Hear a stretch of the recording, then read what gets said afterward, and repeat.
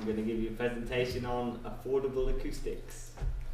So, first things first, I'll go into more detail later, but materials, affordable materials, I'm going to start with egg boxes because they're free.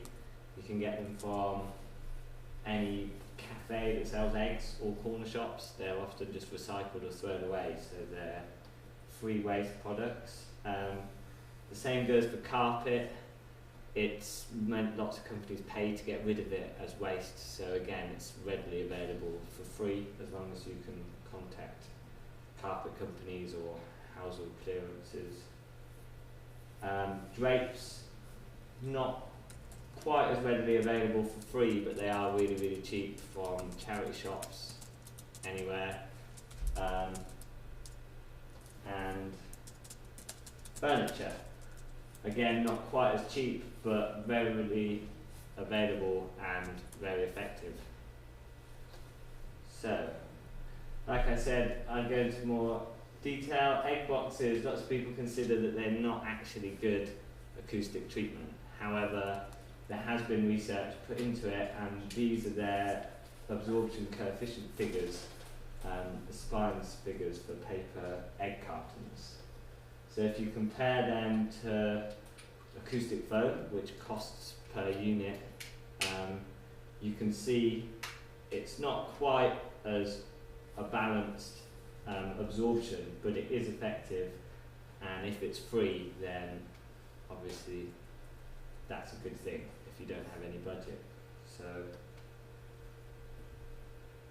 here is the average reverb time in a bedroom, my bedroom. So this is the sort of space we'd all be working in and trying to counter for. So you can see the hertz frequency along the bottom and the reverb time on the left. It's for a 3 metre by 5 metre by 7 metre room. And drapes, what I mentioned earlier as being almost free, very cheap from charity shops, have almost flattened the reverb time straight away, which is pretty good for not much money.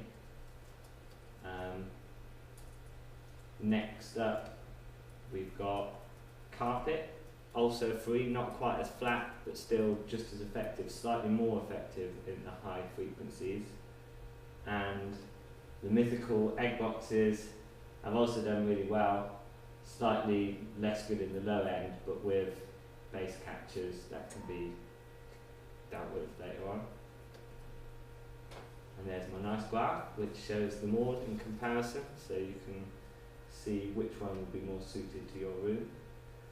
It figured out with this one that egg boxes, their absorption curve perfectly balanced the reverb time in this room. So obviously, depending on different rooms, the different materials might be better suited for it. But this example, which was a small room with concrete walls and wooden flooring, egg boxes and drapes came out on top. Diffusers, often possibly thought of as just for professional or top-end studios. They look really nice and look like an awful lot of effort and care has gone into them. However, they can be easily created at home.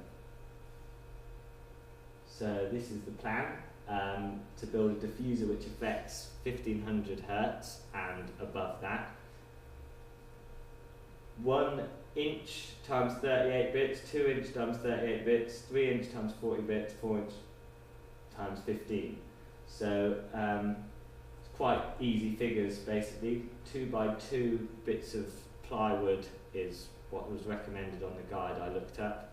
So again, a common bit of wood which is easy to come by, and those measurements are quite simple, so it's not very hard. If you double all of these figures here, you can target as low as 800 Hertz. So it would be a bigger unit once you build it, but again, depending on what frequencies you're targeting, it would be good.